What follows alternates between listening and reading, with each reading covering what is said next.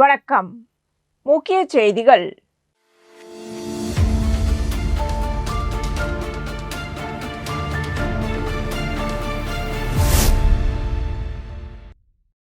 புதுச்சேரி பிள்ளையார்குப்பம் அருள்மிகு ஸ்ரீ கூத்தாண்டவர் திருக்கோவிலின் திருப்பணிகள் கடந்த ஜூன் 8ஆம் தேதி சட்டமன்ற உறுப்பினர் சாய் சரவணன்குமார் தலைமையில் பூமி பூஜையுடன் தொடங்கின. 100 ஆண்டுகள் பழமை வாய்ந்த இந்த கோவில் சங்கராபரணி ஆற்றங்கரையில் அமைந்துள்ளது.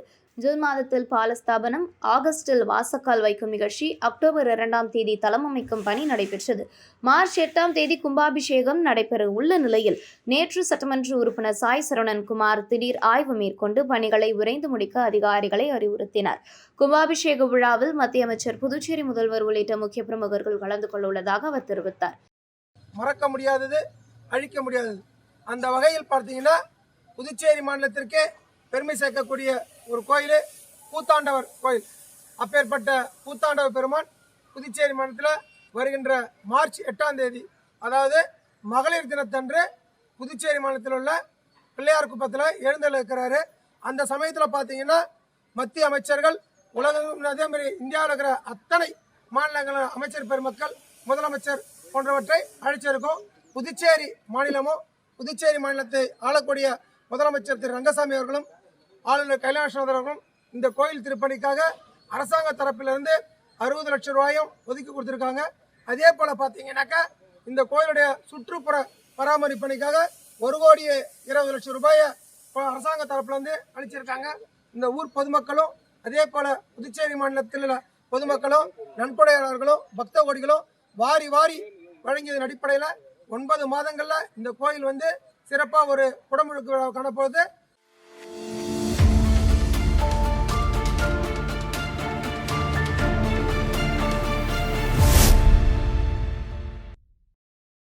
புதுச்சேரி சட்டமன்ற தேர்தலுக்கான அறிவிப்பு இன்னும் 10 நாட்களில் வெளியாகலாம் என எதிர்பார்க்கப்படும் நிலையில், கடந்த 20 நாட்களாக தொடரும் ஆசிரியர்களின் பணி நிரந்தர போராட்டம் புதுச்சேரி அரசுக்கு மிகப்பெரிய நெருக்கடியை ஏற்படுத்தியுள்ளது. மிஷன் வீதி சம்பாகோவில் அருகில் நடைபெற்று வரும் கவன ஈர்ப்பு கண்டன ஆர்ப்பாட்டத்தில் 292 கௌரவ விரிவுரையாளர்கள் மற்றும் ஆசிரியர்கள் தங்களின் வாழ்வாதார கோரிக்கைகளை உரக்க எழுப்பி வருகின்றனர். தேர்தல் நடத்தை விதிகள் அமலுக்கு வருவதற்கு முன்பாகவே அரசு உடனடி நடவடிக்கை எடுக்க வேண்டும் என ஆசிரியர்கள் வலியுறுத்தியுள்ளனர். போராட்ட களத்தில் விடுக்கப்பட்ட முக்கிய கோரிக்கைகள் தேர்தல் அறிவிப்புக்கு வருவதற்கு இன்னும் சில நாட்களே உள்ள நிலையில் அரசு காலம் தாழ்த்தாமல் 292 ஆசிரியர்களையும் பணி நிரந்தரம் செய்வதற்கான கோப்பில் ஆளுநரின் ஒப்புதலை பெற்று அரசாணை வெளியிட வேண்டும். தேர்தல் அறிவிப்புக்கு முந்தைய இந்த 10 நாட்களுக்குள் தீர்ப்பு கிடைக்காவிட்டால் புதுச்சேரியின் அனைத்து தொகுதிகளிலும் ஆசிரியர்கள், மாணவர்கள் மற்றும் பெற்றோர்களை திரட்டி அரசுக்கு எதிரான நிலைப்பாட்டை எடுப்போம். எங்கள் வாழ்வாதாரத்தை அரசு கேள்விக்குறியாக்கினால் ஒட்டுமொத்த புதுச்சேரியும் ஸ்தம்பிக்கும் வகையில் மாபெரும் போராட்டத்தை முன்னெடுப்போம் என ஆசிரியர்கள் எச்சரித்துள்ளனர். நாங்கள் கடந்த 6 ஆண்டுகளாக கல்வி பணியில் எங்களை அர்ப்பணித்துள்ளோம். தேர்தல் வரும் வேளையில் எங்களை நடுத்தெருவில் விடுவது நியாயமா? அரசுக்கு இன்னும் 10 நாட்கள் மட்டுமே அவகாசம் உள்ளது. அதற்குள் நடவடிக்கை இல்லை எனில் விளைவுகள் கடுமையாக இருக்கும் என்று போராட்டக் குழுவினர் தெரிவித்துள்ளனர். பள்ளி கல்வித்துறையிலே பணியாற்றி கொண்டிருக்கின்ற ஒப்பந்த ஆசிரியர்கள் மற்றும் பாலசேவிகாக்களை பணி நிரந்தரம் செய்ய கோரி ஏறக்குறைய 8 கட்ட போராட்டங்கள் நடத்தி வருகிறோம். மாண்புமிகு முதலமைச்சர் அவர்கள் எங்களை அழைத்து பேசி எங்களுடைய கோரிக்கைக்கு வலு சேர்க்கும் வகையிலே மந்திரி சபை கூட்டத்திலே பணி நிரந்தரம் தொடர்பாக நான் தீர்மானம் நிறைவேற்ற முயற்சி செய்கிறேன் என்று சொன்னார்.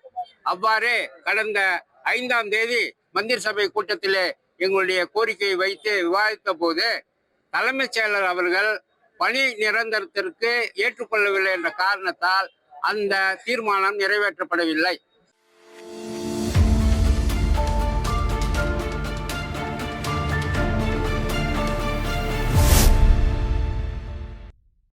தட்டாஞ்சாவடி தொகுதி புதுப்பேட்டை அகத்தியர் வீதியில் நடைபெற்ற மக்கள் சந்திப்பு நிகழ்ச்சியில் நமது மக்கள் கழகத்தின் பொதுச் செயலாளர் விநாயகம் கலந்து கொண்டு அப்பகுதி மக்களின் குறைகளை கேட்டறிந்தார்.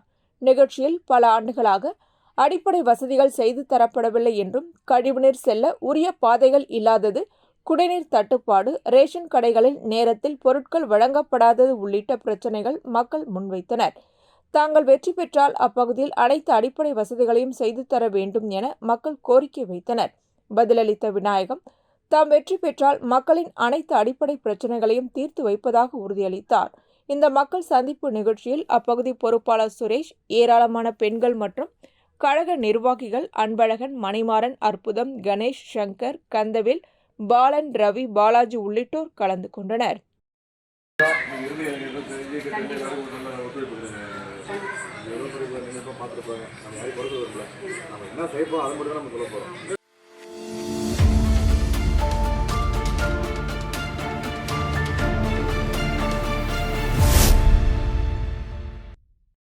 சிலம்பத்தை அங்கீகரிக்கப்பட்ட விளையாட்டாக புதுச்சேரி அரசு அறிவிக்க வேண்டும் என வலியுறுத்தி புதுச்சேரி விளையாட்டு வீரர்கள் நலச்சங்கம், தமிழ் தேசிய பேரியக்கம் மற்றும் புதுச்சேரி சிலம்பம் அடிமுறை சங்கம் சார்பில் புதுச்சேரி விளையாட்டு மேம்பாட்டு ஆணையத்தில் கோரிக்கை மனு வழங்கப்பட்டது.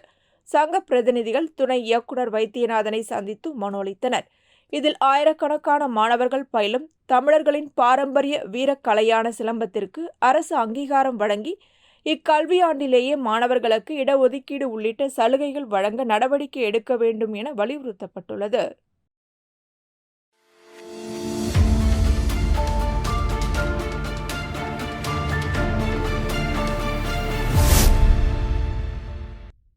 வருமான வரித்துறை ஊழியர் சம்மேளன விழா புதுச்சேரியில் நடைபெற்றது. இதில் முதன்மை விருந்தினராக கலந்து கொண்ட முன்னாள் புதுச்சேரி சரக செயலாளர் கோவிந்தன் சம்மேளனத்தின் கொடியை ஏற்றி வைத்து சிறப்புரையாற்றினார். விழாவிற்கு தற்போதைய சரக செயலாளர் தயாநிதி தலைமை தாங்கினார். கிளைத் தலைவர் அரவிந்தநாதன் முன்னிலை வகித்தார். மேலும் வருமான வரித்துறை அதிகாரிகள், சங்கத்தின் தலைமை அலுவலக பொறுப்பாளர் செங்குட்டவன், சங்க செயலாளர் கணேசன், தலைவர் சந்தோஷ்குமார் உள்ளிட்ட அதிகாரிகள் மற்றும் ஊழியர் சம்மேளன உறுப்பினர்கள் கலந்து கொண்டு விழாவை சிறப்பித்தனர். விழாவில் சங்க வளர்ச்சி, ஒற்றுமை மற்றும் உரிமைகள் குறித்து உரைகள் நிகழ்த்தப்பட்டன. நன்றி உரையை கிளை செயலாளர் மற்றும் பொருளாளர் அபிஷேக் வழங்கினார்.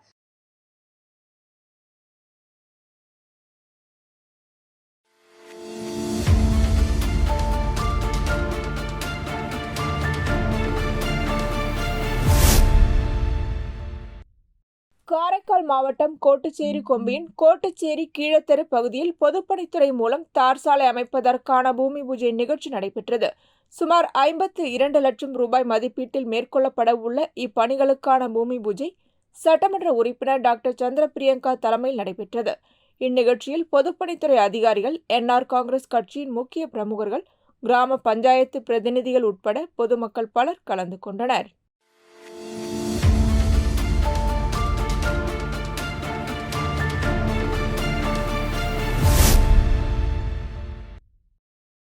பாஜக வர்த்தக பிரிவு இணை அமைப்பாளர் மதன் தலைமையில் உருளையன்பேட்டை தொகுதி முழுவதும் பல்வேறு இடங்களில் கோலப்போட்டிகள் நடைபெற்றன. தொகுதி முழுவதும் சுமார் 1000க்கும் மேற்பட்ட மகளிர் வண்ண கோலமிட்டனர். குழந்தைகளுக்கு எதிரான வன்கொடுமைக்கு எதிரான விழிப்புணர்வு, பிரதமர் மோடி உருவப்படம், பாஜக செயல்படுத்திய திட்டங்களின் வடிவமைப்புகள், பாஜகவின் சின்னமான தாமரை உள்ளிட்ட கோலங்கள் இடம்பெற்று பொதுமக்களிடையே விழிப்புணர்வு ஏற்படுத்தப்பட்டது. போட்டிகளை பாஜக வர்த்தக அணி இணை அமைப்பாளர் மதன் உள்ளிட்ட நிர்வாகிகள் பார்வையிட்டு சிறந்த கோலங்களை தேர்வு செய்தனர். வெற்றி பெற்ற மகளிர் மற்றும் போட்டிகளில் கலந்து கொண்ட அனைவருக்கும் பரிசளிப்பு விழா வர்த்தக அணி இணை அமைப்பாளர் மதன் தலைமையில் நடைபெறவுள்ளது.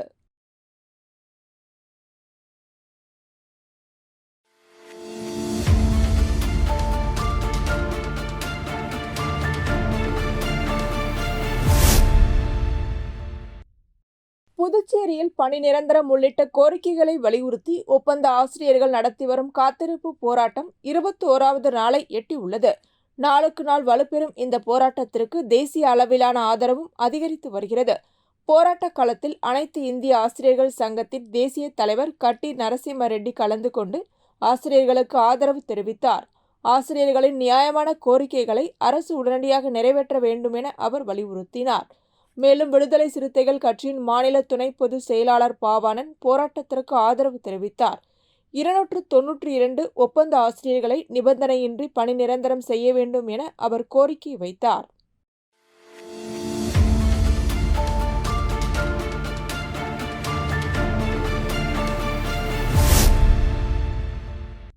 புதுச்சேரி, காரைக்கால், ஏனம் ஆகிய 108 அவசர ஊர்தி சேவை ஊழியர் சங்கம் நிலுவை ஊதிய உயர்வு மற்றும் சலுகைகள் வழங்கக் கோரி வரும் பிப்ரவரி 12ஆம் தேதி முதல் போராட்டத்தில் ஈடுபட போவதாக அறிவித்துள்ளது. முதலமைச்சர் அறிவித்த ரூபாய் 10,000 ஊதிய உயர்வு இன்னும் அமலுக்கு வராததும், 2020 முதல் போனஸ், இன்கிரிமெண்ட் உள்ளிட்ட சலுகைகள் நிறுத்தப்பட்டதும் ஊழியர்களிடையே அதிருப்தியை ஏற்படுத்தியுள்ளதாக சங்கம் தெரிவித்துள்ளது. நியாயமான கோரிக்கைகள் நிறைவேற்றப்படாவிட்டால் 12/2/2026 அன்று புதுச்சேரி சுகாதாரத்துறை அலுவலகம் முன்பு அனைத்து ஆம்புலன்ஸ் சேவைகளையும் நிறுத்தி போராட்டம் நடத்தப்படும் என அறிவிக்கப்பட்டுள்ளது. நியாயமான கோரிக்கை வலியுறுத்தி இன்றைய தினம் சுகாதாரத்துறை அலுவலகத்திற்கு முன்னால பத்திரிகைகளை நாம் சந்தித்துக் கொண்டிருக்கிறோம். 108 ஆம்புலன்ஸ் ஓட்டுநர்கள் கடந்த 2007 முதல் தொடர்ந்து அரசு ஆரம்ப சுகாதார நிலையங்களில் பணியாற்றியவர்கள். 2011 108 ஆம்புலன்ஸ் அந்த இயக்கம் ஆரம்பிக்கும் பொழுது அவர்களை தன்னிச்சையாக அன்றைய அரசு அதிகாரிகள் 108 ஆம்புலன்ஸ் ஓட்டுவதற்கு படித்தார்கள். தொடர்ந்து அவர்கள் 2011 NRHM ஓட்டுநர்களாக பணிபுரிந்து வருகின்ற இந்த சூழலிலே கடந்த 2020 முதல் சம்பள உயர்வு, போனஸ், இன்கிரிமெண்ட் போன்றவற்றை தன்னிச்சையாக ஊழியர்களுக்கு தெரியப்படுத்தாமல் நிறுத்தி தொடர்ந்து 5 ஆண்டு காலமாக ஊதிய உயர்வு வேண்டி பல கட்ட போராட்டங்களையும் தொடர்ந்து அரசு அதிகாரிகளுக்கும் கடிதம் கொடுத்திருக்கிறோம்.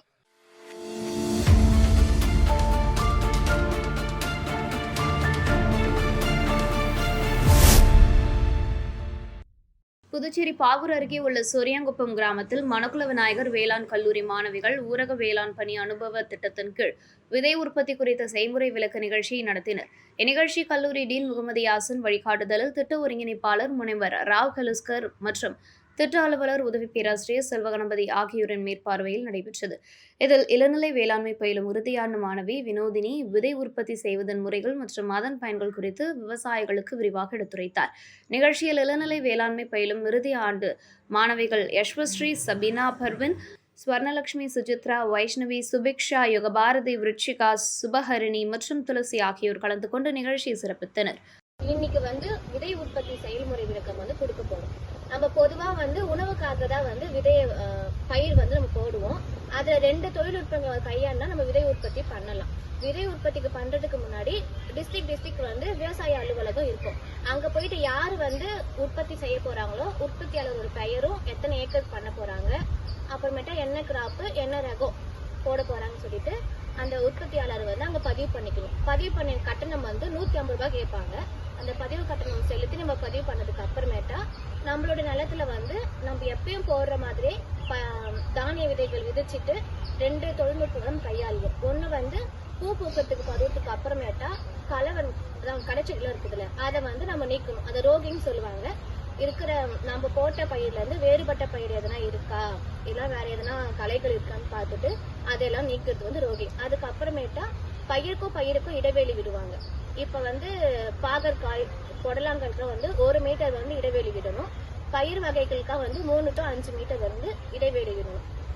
இப்படி இந்த 2 தொழில்நுட்பங்கள் மட்டும்தான் நம்ம விதை உற்பத்திக்கு நம்ம செயல்படுவோம்.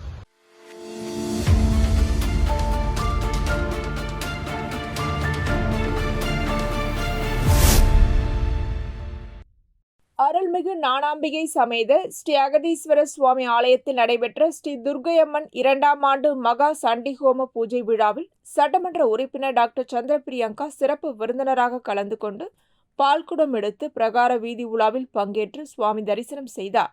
இந்நிகழ்வில் அறங்காவல் குழுவினர், ஸ்ரீ ஞான துர்க்கையம்மன் வார வழிபாட்டு மன்றத்தினர், பெருமாள் கோவில் தெரு, ஐயனார் கோவில் தெரு கிராமவாசிகள் மற்றும் பொதுமக்கள் திரளாக கலந்து கொண்டனர்.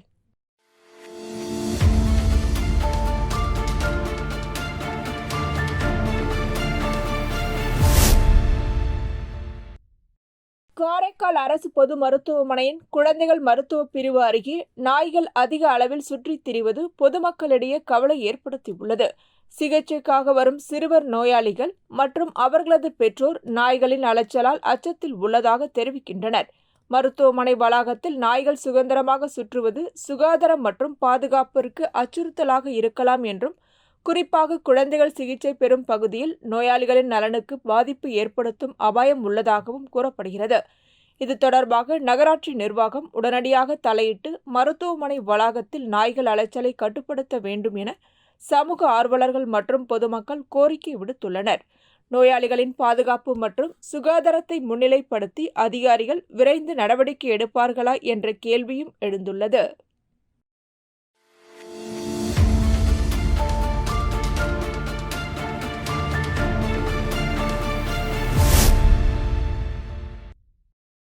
புதுச்சேரி வீராம்பட்டினம் மீனவ கிராமத்தை சேர்ந்த பிரியங்காவுக்கு சொந்த ஊருக்குள் நுழைய தடை விதித்து அவரது தனிப்பட்ட வாழ்க்கை குறித்து அவதூறு பரப்பியதாக கூறி பஞ்சாயத்து தலைவர் விஸ்வநாதன் மீது நடவடிக்கை எடுக்க வேண்டுமென வழக்கறிஞர் லெலின் செய்தியாளர்களை சந்தித்தார். கணவருடன் ஏற்பட்ட பிரச்சனையால் சொந்த ஊருக்கு திரும்பிய பிரியங்காவை விஸ்வநாதன் ஊருக்குள் அனுமதிக்க மறுத்ததாகவும் ஒலிபெருக்கி மூலம் அவதூறாக பிரச்சாரம் செய்ததாகவும் குற்றம் சாட்டப்பட்டுள்ளது. உயர்நீதிமன்ற தீர்ப்புகளை மீறி அவரது வாழ்க்கையை பொதுமக்கள் முன்னிலையில் விசாரிக்க முயன்றதாகவும் கூறப்படுகிறது. இதுகுறித்து காவல்துறையில் புகார் அளித்தும் நடவடிக்கை எடுக்கப்படவில்லை என தெரிவித்த வழக்கறிஞர் லெலின், தற்போது இந்த விவகாரம் நீதிமன்றத்தில் உள்ளதாகவும் பாதிக்கப்பட்ட பெண்ணுக்கு நியாயம் கிடைக்கும் என நம்பிக்கை தெரிவித்தார். விஸ்வநாதன் என்பவர் சட்டத்திற்கு விரோதமாக உயர்நீதிமன்ற, உச்ச நீதிமன்றம் இது போன்ற தனிப்பட்ட விவகாரங்களில் தலையிடக்கூடாது என்று தீர்ப்பாணைகள் இருக்கக்கூடிய நிலையில் தனிப்பட்ட விவகாரங்களை விசாரித்து தீர்ப்பு வழங்குகிறேன் என்ற போர்வையில் பிரியங்கா என்ற இந்த பாதிக்கப்பட்ட பெண்ணை கடந்த 12/1/2026 அன்று அந்த ஊர் முழுவதும் ஒலிபெருக்கியில பிரச்சாரம் செய்யறாரு. 13/1/2026 700 பேர் கலந்து கொண்ட ஊர் பஞ்சாயத்தில் இவருடைய தனிப்பட்ட வாழ்க்கையை நான் விசாரிக்கப் போகிறேன் என்று சொல்லி விசாரிக்கிறார். கடுமையாக ஆட்சேபிக்கிறார்கள். அந்த ஊர் பொதுமக்களும் கூட இது போன்ற விஷயங்களில் நாம் தலையிடக்கூடாது என்று கூட சொல்கிறார்கள்.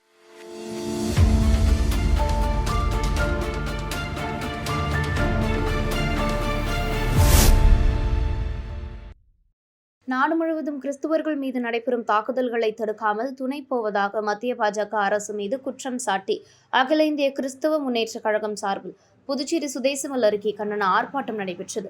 இந்த ஆர்ப்பாட்டத்தில் 100க்கும் மேற்பட்ட கிறிஸ்தவ அமைப்புகளை சேர்ந்த நிர்வாகிகள் மற்றும் கிறிஸ்தவர்கள் கலந்து கொண்டு மத்திய அரசை கண்டித்து முழக்கங்கள் எழுப்பினர்.